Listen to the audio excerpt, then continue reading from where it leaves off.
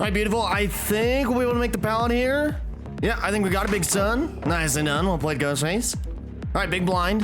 We're gonna try and do a little double back now. Beautiful, just slipped by, and that's the trick. All righty.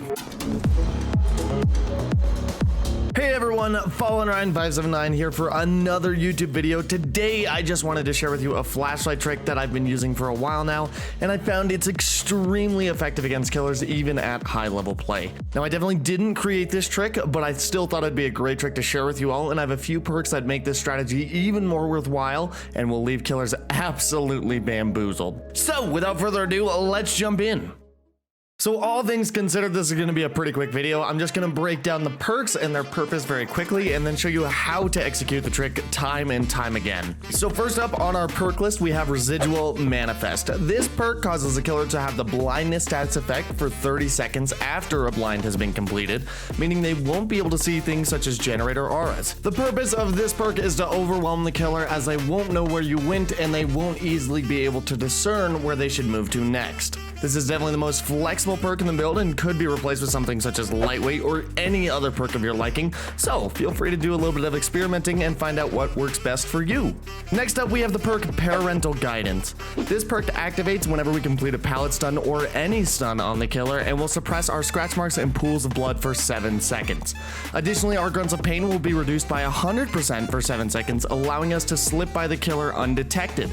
This is probably the most important perk in the build as it helps us to trick killers who are very attentive to sound. After that, we have the perk Iron Will. This perk is a pretty cut and dry one, and it simply reduces your grunts of pain while injured by 75%. Now, some of you may already be thinking that this perk isn't needed as we already have Parental Guidance, but Iron Will is going to help us pull off those sneaky pallet stuns even if we are injured, which in turn will help us to activate our other perks. Additionally, it'll help us stay quiet if the killer continues to track us, and overall may just help us with slipping away. Lastly, we have the perk Self-Aware. This perk allows us to see our own scratch marks and will additionally boost our walking speed by 20%. This perk will help us to visually catch the scratch marks we are leaving behind for the killer to follow after executing the tech and pairs extremely well with Parental Guidance. Now that we have the perks out of the way, let's go ahead and get ready to jump on into how to execute this tech. Alright, so there are a few conditions we need to meet in order to make sure we're getting the full value out of our build and the tech itself. The first and probably most obvious condition of this build is to have a flashlight so you can blind the killer, and bringing things such as bulb add-ons to increase the blindness duration help a lot with the success rate of the trick.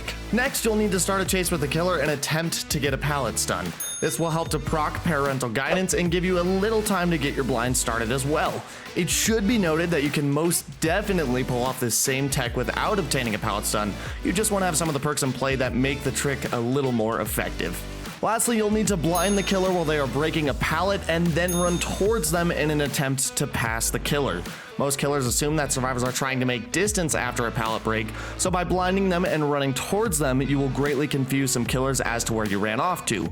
Be careful when attempting to pass a killer as you may get stuck on the killer's model, and some killers may swing after a blind.